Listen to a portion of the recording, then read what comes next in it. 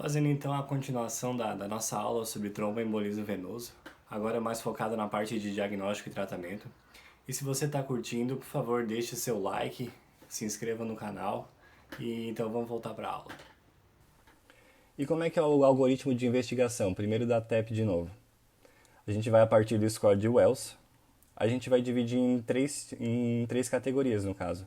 Quem teve o baixo score, o moderado ou o alto. Quem teve o baixo tem uma regra que é utilizada, que foi proposta também, a regra de PERC. Seria o que é essa regra? Seria um paciente menor do que 50 anos, uma frequência cardíaca menor do que 100, uma saturação arterial de O2 maior ou igual a 95%, quando ele não tem hemoptise, quando ele não faz uso de estrogênio, não tem história de tromboembolismo venoso, não tem edema unilateral, não teve hospitalização nas últimas 4 semanas. São esses oito critérios.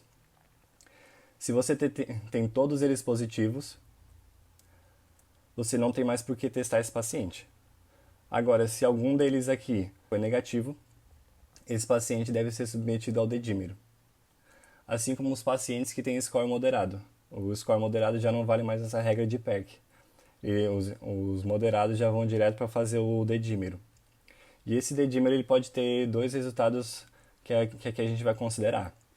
Seriam os que são menores do que 500, e menor do que 500 você não tem mais por que testar porque tem uma baixíssima probabilidade de ter TEP, e os maiores ou iguais a 500, que então devem ser submetidos a exame de imagem, assim como os alta probabilidade de ter TEP.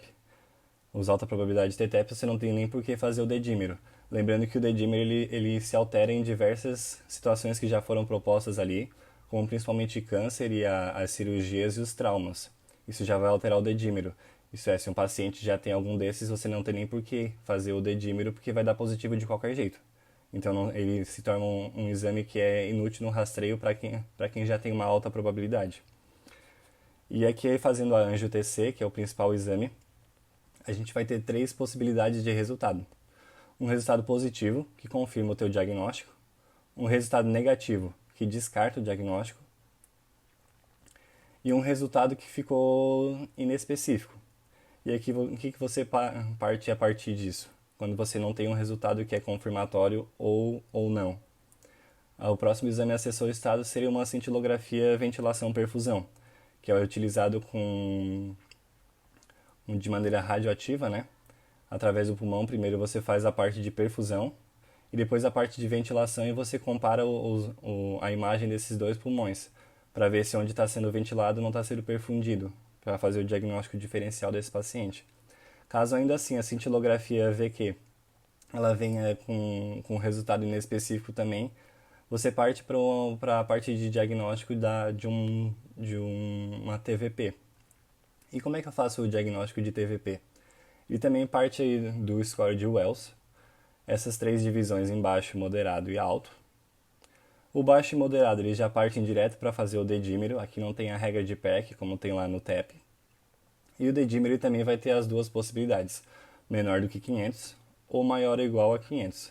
Menor do que 500 você não testa mais, e os maiores ou iguais a 500 você parte para o exame de imagem. E aqui o exame de imagem não vai ser a angiotomografia, vai ser o ultrassom de membro inferior proximal. Lembrando, por que proximal? Porque os principais trombos que originam, que no caso eles aumentam o risco de uma TEP, eles estão nas veias proximais, no caso, né? Na parte da ilíaca para femoral ou até na poplítea. E aqui você vai ter as três possibilidades também, como na angio-TC. Um exame positivo, ele vai confirmar o diagnóstico, um exame negativo, ele exclui, e um exame que ficou de um modo indeterminado, você partiria para a parte de ultrassom de membro inferior completo daí. Ou então, se ele der negativo também, faz a ressonância com venografia. Lembrando que o ultrassom, para você ter ele positivo, o ultrassom ele vai ver a parte venosa, ele não vê o trombo, né? Porque o trombo ele vai ficar anecoico dentro do ultrassom, os trombos novos no caso. O ultrassom, a principal utilidade dele seria a parte de compressão, porque quando você comprime uma veia com o transdutor do ultrassom, essa veia ela tende a colabar. E se ela tiver um trombo, ela não vai colabar, por exemplo. Esse é o que faz a parte da diferença.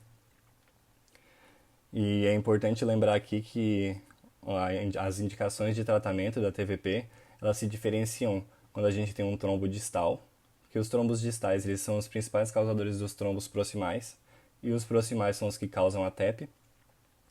E no caso você vai tratar os trombos distais se eles forem sintomáticos, quando a gente tem um dedímero maior do que 500, ou eles forem maiores do que 5 centímetros, quando estiverem próximos a veias proximais, quando você tiver um fator de risco que é irreversível, por exemplo, um câncer ativo, ou então uma imobilização que a pessoa seria, por exemplo, um tetraplégico, você tem que tratar também.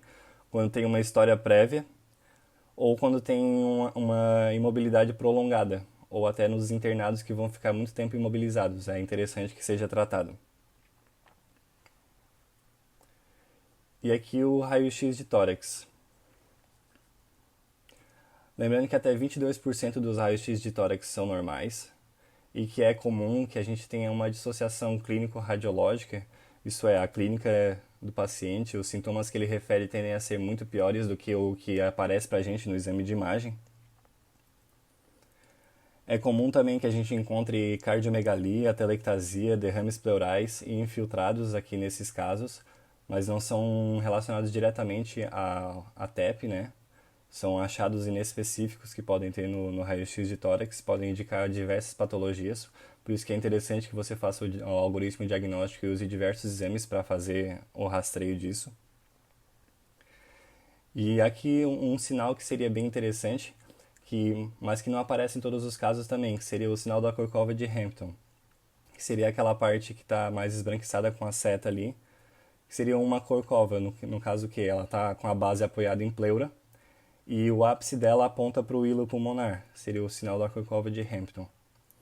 E outro sinal que é característico seria o sinal de Westermarck. O que esse sinal mostra ali? Seria uma oligoemia que é focal. No caso, o que é uma oligoemia, né? Seria essa parte mais escura ali que está recebendo um menor aporte de sangue. Por isso ela não tende a ficar cinza, lembrando sempre de comparar os dois lados do raio-x de tórax. Aqui tem uma redução da vascularização. No caso, oligoemia seria pouco sangue, né? A definição da palavra em si. E o ECG? A principal alteração do ECG, ela é uma alteração totalmente inespecífica que ela é caracterizada como um ataque cardíaco sinusal. Um outro achado bem comum no ECG aqui seria a inversão da onda T de V1 a V4, que vê até a parte septal, e um que é altamente específico para a cor pulmonale, lembrando que a cor pulmonale não tem como causa única a TEP, ela também pode ser causada pelas doenças de base do paciente, até por uma DPLC pode causar a cor pulmonale, que seria a inversão de S em D1, a onda Q patológica em D3 e a inversão de T em D3 também, que aqui é mostrado. Ali está o S em D1, o Q em D3 e a parte da inversão da onda T em D3 também. E outros exames que a gente pode usar daí agora como marcadores prognósticos, né? A gente tem o ecocardiograma, a troponina e o peptídeo natriurético cerebral. A associação do aumento de troponinas com o BNP, foi mostrado que teve um aumento de mortalidade de até 33% em 40 dias, se tornando um exame bem útil na hora que a gente vai fazer para fazer o prognóstico desse paciente, né?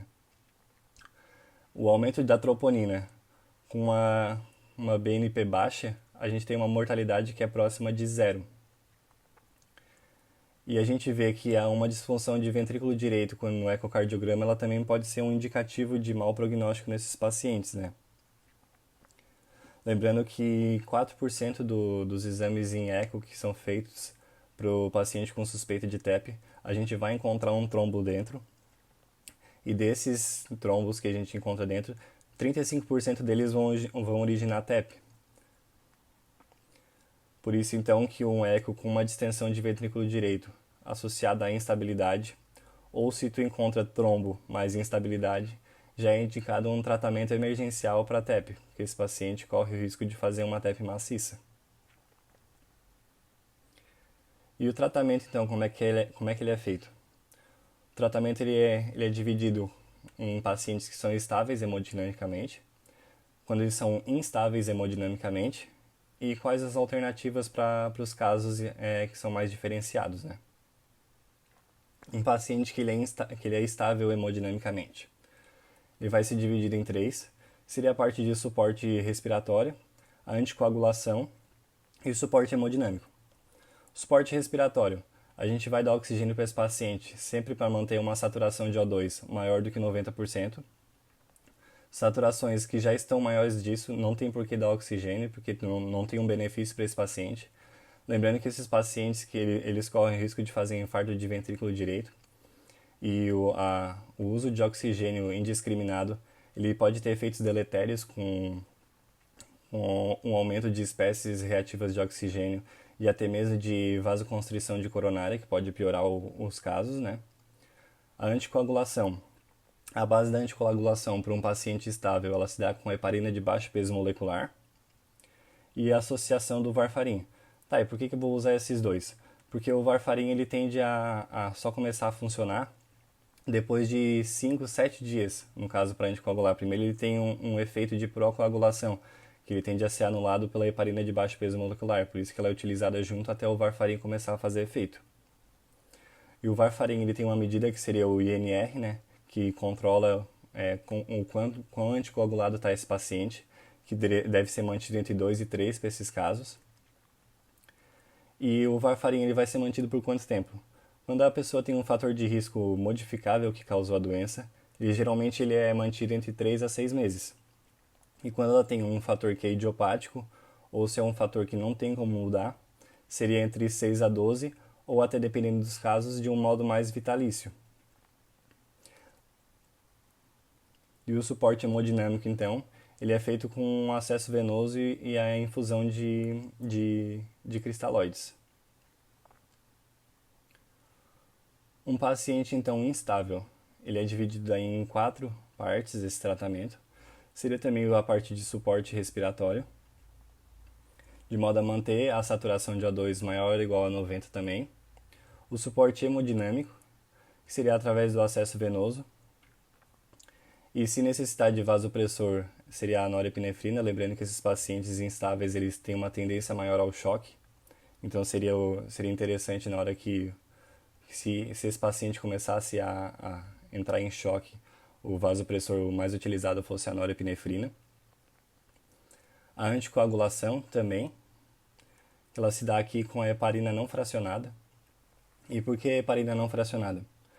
Porque esses pacientes, como eles são instáveis, eles tendem a ter uma probabilidade de um tratamento cirúrgico maior, no caso até pela causa base ou por outras causas que o paciente está envolvido, né?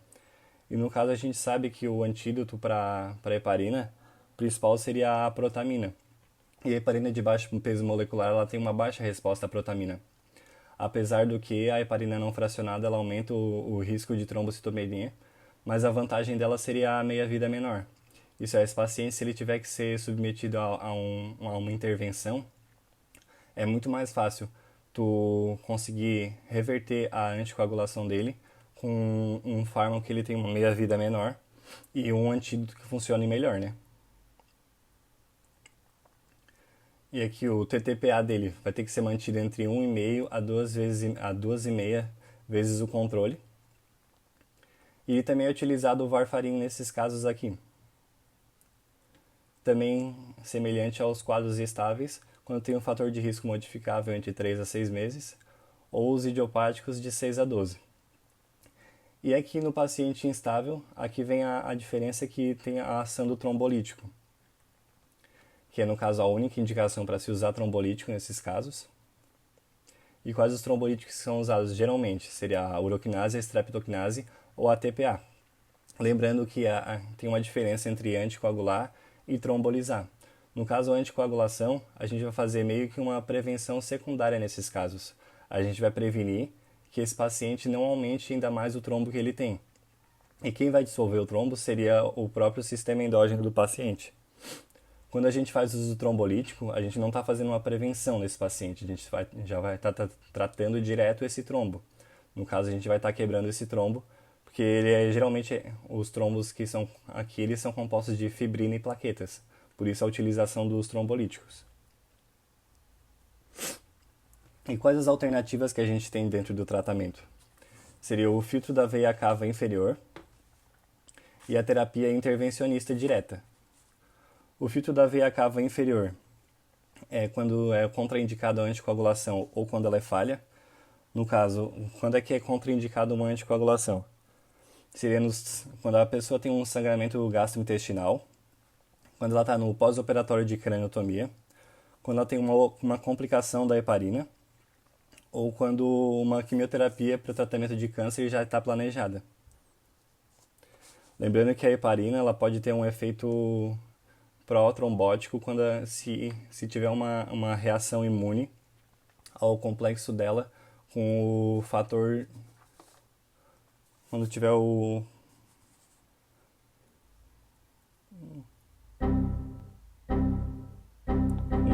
fator 4. Se a gente tiver uma associação dela com o fator 4 e uma reação imune a isso, a gente pode ter um efeito protrombótico e, no caso, a heparina gerar mais trombos ainda. E quando acontece esse efeito, a heparina ela é contraindicada para o resto da vida dessa pessoa, ela não deve ser mais utilizada. E a terapia intervencionista, que seria a embolia maciça. E quando é que ela é utilizada? Quando tem uma instabilidade hemodinâmica e associado a isso uma contraindicação ao uso do trombolítico. Lembrando que a mortalidade dentro de uma terapia intervencionista ela está entre 40% e 50%, é uma mortalidade bem alta, mas se a gente comparar com as indicações dela e com o que o paciente ia ter caso ele não fizesse essa terapia, os pacientes que eles não são que eles têm a indicação de fazer a terapia intervencionista e não fazem, 100% deles vão morrer. E o prognóstico dessa doença? A taxa de recorrência, ela é principalmente nas 2 primeiras semanas depois do evento principal, principalmente da TEP, né? As principais causas de morte dentro de 7 dias seriam o choque, a recorrência e a pneumonia, que pode ser em decorrência do tromboembolismo ou da internação hospitalar.